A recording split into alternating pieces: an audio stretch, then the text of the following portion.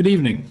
Tonight's story is called the Deganawida Epic from Native American Indian mythology. So snuggle up under the blankets and prepare for a wonderful night of sleep. And once you're all settled in, close your eyes. I was 27 when I first heard the name that should not be spoken aloud.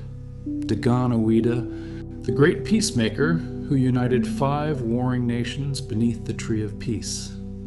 It was a cold autumn evening on the shores of Lake Ontario, where centuries before, a remarkable man had paddled a stone canoe across these same waters carrying a vision that would transform a continent. The wind whispered through golden leaves as my guide, an elder with eyes that had witnessed countless seasons, leaned close to share this sacred story. His voice, barely audible above the gentle lapping of waves against the shore, carried the weight of generations. I remember the scent of wood smoke clinging to his weathered jacket, the steam rising from the cup of cedar tea warming my hands. "You must listen carefully," he said, "for this is not merely a tale of the past, but a living wisdom we need today." The elder settled against the trunk of an ancient oak, its bark etched with patterns like the lines on his face. As night deepened around us, he began the tale of how the peacemaker came into this world. Long before Europeans walked these lands, he said, in a Huron village north of these waters, a young woman lived with her mother. The daughter had never known a man, yet one night she dreamed that a messenger from the Creator came to her. When she awoke, she knew she carried a child of destiny. The village buzzed with whispers when her condition became known. Some spoke of shame, but her mother defended her, sensing something profound in her daughter's quiet certainty. When the time came for birth, the autumn leaves were falling, just as they fall around us now. The child entered the world without a cry, his eyes already carrying a wisdom beyond his years. His grandmother cradled him and whispered, "This one will change everything." They named him Deganawida, though the elder reminded me to use this name sparingly and with reverence. As the boy grew, strange occurrences marked his path. Birds would land upon his shoulders without fear. Plants seemed to reach toward him as he walked past. And when he spoke, even as a child, his words carried a weight that made adults pause and listen. He spoke of peace in times of war, the elder continued, his fingers tracing patterns in the dirt. Imagine that. When all 5 nations fought bitterly, raiding villages, taking revenge upon revenge, this child spoke of harmony and unity. His mother watched with pride and trepidation. One morning when Deganawida was entering manhood, she found him sitting by the water, staring across Lake Ontario. The mist clung to the surface like spirits dancing. "I must go," he told her simply. "The Creator has shown me that across these waters, our brothers and sisters are destroying themselves with hatred and violence. I must bring them the message of peace." His mother's eyes filled with tears, but she nodded. "I have always known you are not mine to keep," she said. "But how will you cross these waters? No canoe can carry you so far." Deganawida smiled. "The Creator will provide a way." That night, the young man dreamed of a white pine with 4 roots extending to the 4 directions, and an eagle perched at its crown. When he woke, he understood his mission with perfect clarity. He embraced his mother one last time, the scent of her hair like sweet grass in the summer sun. "I will return if I can," he promised, "but my path leads away from here."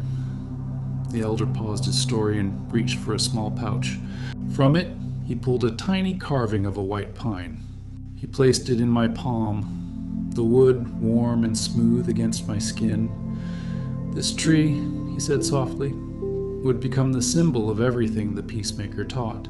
Its needles, bound together in groups of 5, represent the 5 nations united. Its roots reach out to welcome all who seek peace, and at its top, the eagle watches for dangers that might threaten the people." I studied the carving, feeling its weight beyond the physical, how a single vision carried by one extraordinary person could grow into something that sustained nations for centuries. "But first," the elder said, taking back the carving and tucking it away. He had to cross the water, and for that, he needed a miracle. Dawn broke over Lake Ontario, painting the water in shades of amber and rose. The elder and I had slept briefly by the fire, but now he was alert, his eyes reflecting the first light as he continued his tale. Deganawida walked along the northern shore until he found what he was seeking, a massive stone, flat and wide, half buried in the sand. Others passed it without notice, but he saw its purpose. For 3 days, he worked without food or rest, using smaller stones to shape the large rock, hollowing it like a canoe. Villagers gathered to watch this strange endeavor, some mocking, others concerned for his sanity. "Stone cannot float," they told him. "You will drown." But Deganawida worked on, his hands bleeding, yet never slowing. When the stone canoe was finished, he pushed it to the water's edge. The impossible vessel floated like wood. Those watching fell silent, their doubts washing away like footprints in the tide. "I go to bring peace to our brothers and sisters," Deganawida announced, stepping into the stone craft. "When I return, it will be to a world transformed." He paddled south across the vast lake, becoming a speck on the horizon. Some say birds flew alongside him, guiding his path. Others claim fish pushed his vessel from below. I can almost see him now, a solitary figure cutting through morning mist, determination set in his shoulders, the gentle rhythm of his paddle breaking the water's surface. Near the southern shore, 3 fishermen spotted the approaching vessel. They rubbed their eyes in disbelief as they realized both craft and paddler were extraordinary. When Deganawida reached land, they approached cautiously. "Who are you that travels in a stone?" one asked, keeping his distance. "I am a messenger," Deganawida replied, his voice like the gentle current of a deep river. "I bring the way of peace to nations that have forgotten how to live as brothers." The fishermen exchanged glances. One laughed bitterly. "Peace? There is no peace here. The 5 nations raid and kill each other without mercy. Blood feeds blood in an endless cycle." "That is why I have come," said the peacemaker, stepping from his canoe onto the shore. The damp sand held his footprints like a blessing. "Take me to your village." They led him along forest paths where sunlight filtered through leaves, dappling the ground with shifting patterns. Birds called from branches above. Warnings or welcomes none could say. The first village he entered belonged to the Mohawk. People emerged from longhouses to stare at the stranger. Children hid behind their mothers' skirts. Warriors gripped their weapons tightly. But before Deganawida could speak his message, he encountered a woman whose reputation preceded her, Jigonsase, known for luring travelers to her dwelling only to poison them. Her eyes were sharp as flint when she invited him to rest at her fire. "You must be weary from your journey," she said, her smile not reaching her eyes. "Come, I will prepare food." The peacemaker saw through her intentions, yet followed willingly. Inside her dwelling, as she reached for her poisoned herbs, he spoke words that pierced her heart. "The Creator sent me to share a message of peace and power through righteousness," he said quietly. "All people shall love one another and live together as family. There is a better way than hatred and death." Something in his voice, in the depth of his gaze, made Jigensase's hands falter. She looked at this man, truly looked, and saw something she had never encountered. Pure compassion without fear. "What kind of power is this," she whispered, "that makes me want to listen instead of harm?" "It is the power that will unite 5 warring peoples into one family," he answered. "And you, Jigensase, will be remembered as the mother of nations if you choose to help rather than hinder this great work." The elder paused here, taking a drink from his water skin before passing it to me. The liquid tasted of minerals and earth, connecting me somehow to the very land where this story unfolded. Jigonsase became the first to embrace the great law of peace, he continued. Her conversion was crucial, for she had influence among all the nations. Where she had once used her power to divide, she now used it to unite.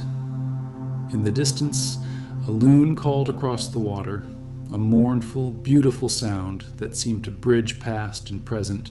For a moment, I could almost see Jigonsase and the peacemaker sitting together by a fire much like ours, planning how to bring harmony to a fractured world.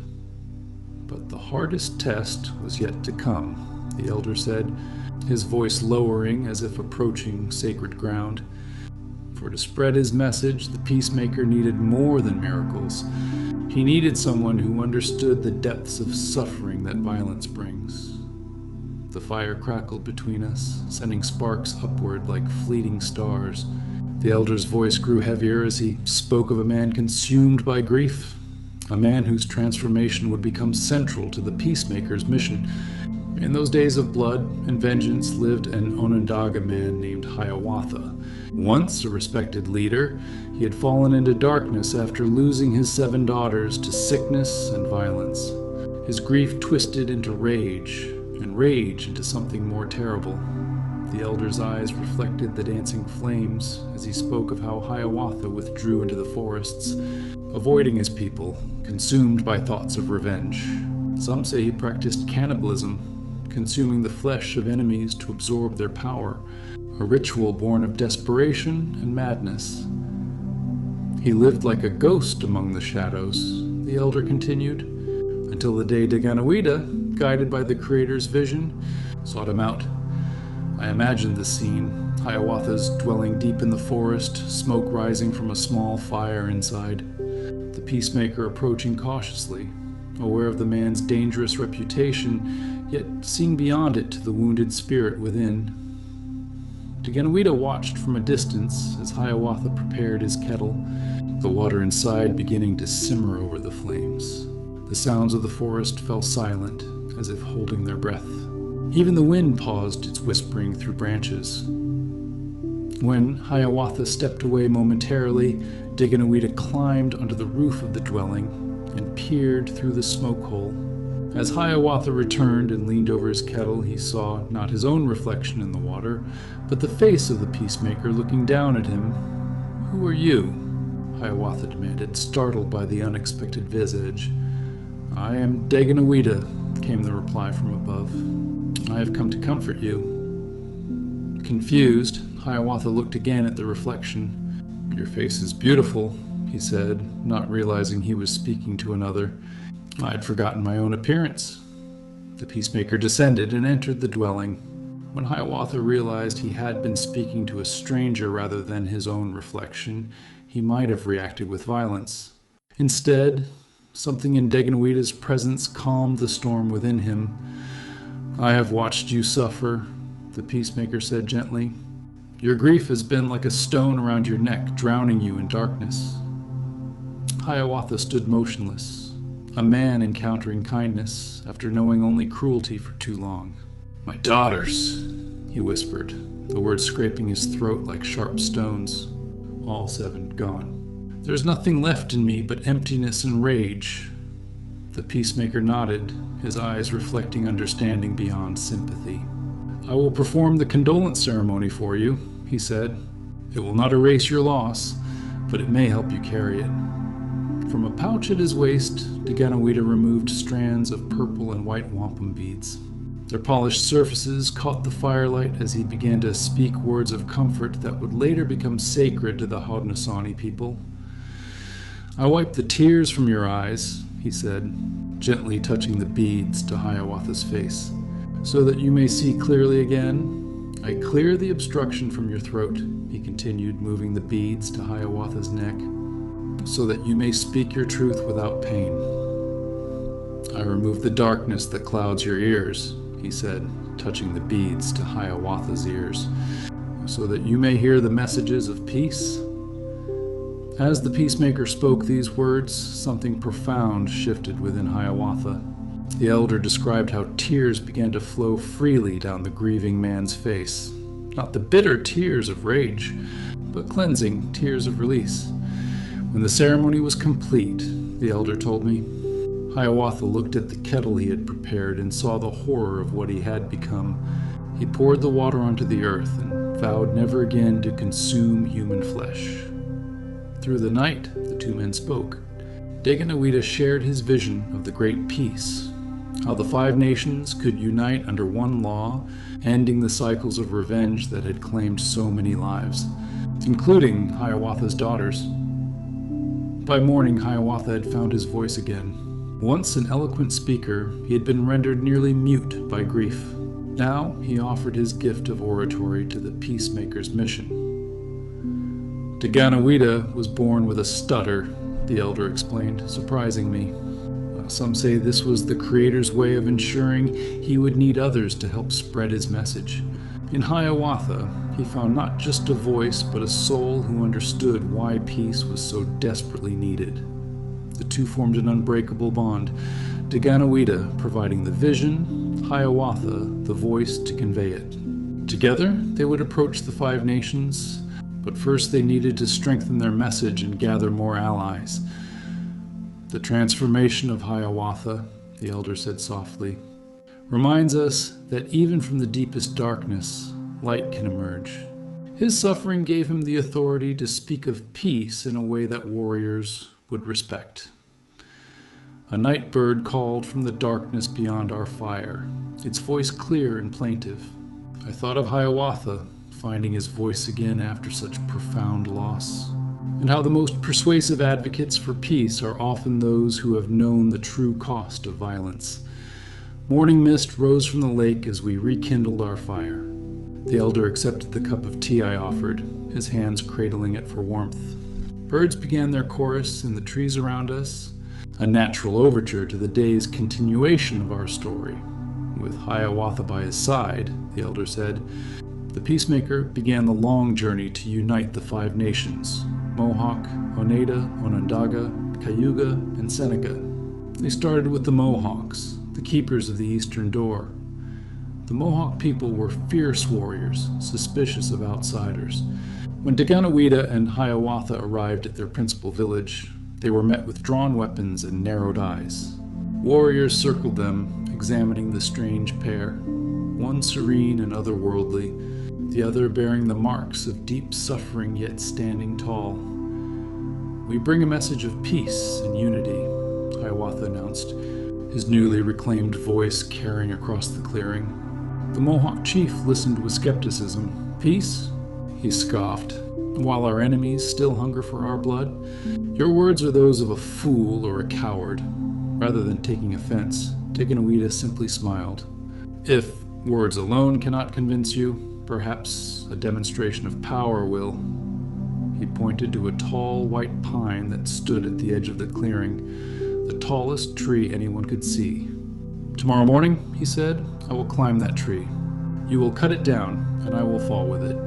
If I survive, you will know the Creator has sent me. The Mohawks murmured among themselves, some laughing at the stranger's apparent madness. But the chief nodded, accepting the challenge. That night, Hiawatha questioned his companion. Are you certain of this path? Such a fall would kill any man. The Creator did not send me to fail, Deganawida answered simply. When morning came, the entire village gathered. The peacemaker climbed the great pine, his figure becoming smaller as he ascended into the high branches. When he reached the top, he called down, Begin your cutting. Warriors attacked the tree's base with stone axes, the rhythmic chopping echoing through the forest. Birds erupted from nearby trees, alarmed by the disturbance. The great pine began to creak, then sway, and finally, with a tremendous groan, it fell. The Mohawks rushed to the fallen tree, expecting to find the stranger's broken body. Instead, they discovered no trace of him. Confused, they looked up to see Deganawida standing beside a small stream on the opposite side of the village, calmly waiting for them.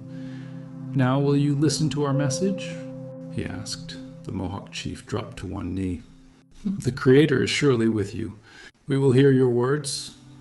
The elder paused here, taking a sip of tea before continuing. That was the beginning.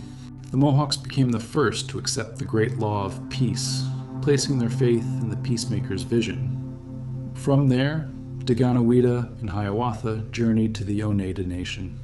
The landscape changed from dense pine forests to rolling hills dotted with hardwoods. The journey took many days, the two men sleeping beneath stars that seemed to watch their progress with ancient eyes. The Oneida were skeptical, but less hostile than the Mohawks. They had heard rumors of a holy man performing miracles and speaking of peace. When Hiawatha addressed their council, he used a new tool, wampum belts. These purple and white shells, the elder explained to me, were strung together in patterns that recorded agreements. They became the physical embodiment of the Great Law, a way to remember and share the message. Hiawatha ran his fingers over the beads as he spoke, explaining how 5 nations could retain their identity while becoming one confederacy. The Oneida chief, an older man with eyes that had seen too much bloodshed, nodded thoughtfully. "Your words are good," he said, "but how can we trust the Mohawks not to betray us once we lay down our weapons?" Deganawida stepped forward, his quiet presence filling the council house. "The Great Law binds all equally. No nation stands above another. Like 5 arrows bound together, you will be stronger united than alone." To demonstrate, he took a single arrow and easily broke it in his hands. Then he bound 5 arrows together and invited the strongest warrior to try breaking the bundle. The man could not, no matter how he strained. After 3 days of council, the Oneida agreed to join the Confederation. 2 nations were now united under the Great Law. The journey to the Cayuga took them across rivers and through marshlands teeming with waterfowl. I could almost see them, 2 figures walking single file along narrow paths, Hiawatha carrying the precious wampum belts, Deganawida gathering medicines and food along the way. The Cayuga were farmers and fishermen, the elder said, poking our fire back to life. Less warlike than the others, but still cautious. Their women held particular influence in council matters. When Deganawida and Hiawatha arrived, they were first greeted by the clan mothers, women who held the power to appoint and remove chiefs. These formidable women listened intently to the message of peace, their faces revealing nothing. "We have buried too many sons," the eldest finally said. "If there's a way to end this cycle of death, we would hear more." For a full moon cycle, Deganawida and Hiawatha stayed among the Cayuga, explaining every aspect of the Great Law. They spoke of how disputes would be resolved through counsel rather than blood, how women would retain their power to choose leaders, how each nation would maintain its unique identity while becoming part of a greater whole. When they departed, the Cayuga had joined the Confederation. 3 arrows were now bound together. The Seneca, westernmost of the 5 nations, were next. Known as the Keepers of the Western Door, they were perhaps the most numerous and powerful. Their territory stretched to the great falls that thundered day and night, a natural wonder that commanded respect. Here, Deganawida faced his greatest challenge yet, the elder said. For the Seneca had much to lose by joining with smaller nations. Their warriors believed their strength came from standing alone, but even the mighty Seneca had grown weary of constant warfare. Their villages had been raided, their crops burned, their people taken captive. When Hiawatha spoke of a new way, a path of peace and prosperity through cooperation, even the most hardened warriors listened. 4 arrows now stood bundled together, the elder said, his voice carrying a note of triumph. But the greatest challenge still remained, the Onondaga, keepers of the central council fire. For among them lived the most feared man of all, the one whose mind was twisted into serpents, whose body was bent by his own dark magic, Tadadaho. The sun climbed higher as our story approached its most dramatic moment.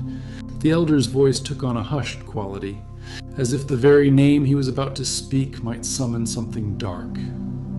Tadodaho, he said finally, was an Onondaga sorcerer whose body had become twisted by his own malice.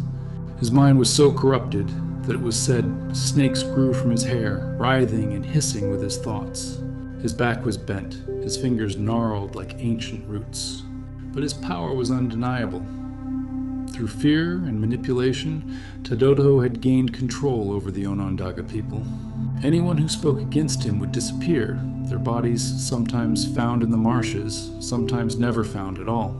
He opposed the Great Peace with every fiber of his being, recognizing that unity would diminish his personal power. When word reached him that 4 nations had already joined the Confederacy, Tadodaho flew into a rage. The sky darkened with sudden clouds, and animals fled from the forest surrounding his dwelling. Deganawida knew that without the Onondaga, who held the central geographical position among the 5 nations, the Confederacy would remain incomplete, the elder explained. But approaching Tadodaho directly would mean almost certain death. Instead, the peacemaker devised a strategy. For weeks, he and Hiawatha visited Onondaga families in secret, sharing their message in whispers around evening fires. Slowly, support grew among the people, though fear of Tadodaho kept them from speaking openly. One evening, as Deganawida sat by a small stream composing a song of peace, he felt a presence behind him. Turning, he found himself face to face with Tadodaho. The sorcerer's appearance was even more terrifying than rumors suggested. His body seemed barely human, twisted and bent at impossible angles, his hair moving with a life of its own as serpents coiled and uncoiled among the matted strands. "You spread poison among my people," Tadodaho hissed, his voice like stones grinding together. "I spread only healing," Deganawida replied calmly. "It is fear that poisons, not peace." The sorcerer's eyes narrowed. "Leave Onondaga lands by morning, or neither you nor your companion will live to see another sunset." Rather than showing fear, Deganawida smiled. "I have seen your true self, Tadodaho. Beneath the serpents and twisted limbs, there is still a man who could be great among his people." This unexpected response momentarily confused the sorcerer. No one had spoken to him this way in years, addressing the person rather than the monster. Before Tadodaho could recover his rage, Deganawida continued. "The 4 nations have united. The Confederacy will exist with or without the Onondaga, but it would be stronger with you at its center, keeping the council fire." The elder leaned forward, lowering his voice as if sharing a secret. This was the peacemaker's greatest insight, not to destroy his enemy, but to transform him, offering him a position of honor within the new order. Tadodaho left without another word, but seeds of doubt had been planted in his mind. That night, he dreamed of standing tall among respected leaders, the serpents gone from his hair, his back straight and strong. The next day, Hiawatha and Deganawida called for a great gathering of all Onondaga people, including Tadodaho. Surprisingly, the sorcerer attended, perhaps out of curiosity, perhaps drawn by his dream. The gathering took place beside a lake whose surface reflected the sky like a perfect mirror. Representatives from the 4 United Nations stood together, their previous enmities set aside. When Tadodaho arrived, a hush fell over the crowd. "We invite the Onondaga to join as the keepers of the central fire," Hiawatha announced, his voice carrying across the water. "And we invite Tadodaho to be the principal keeper of that fire." Murmurs of surprise rippled through the gathering. No one had expected this, least of all Tadodaho himself. "Why would you offer power to one who has opposed you?" he demanded, suspicion evident in his twisted features.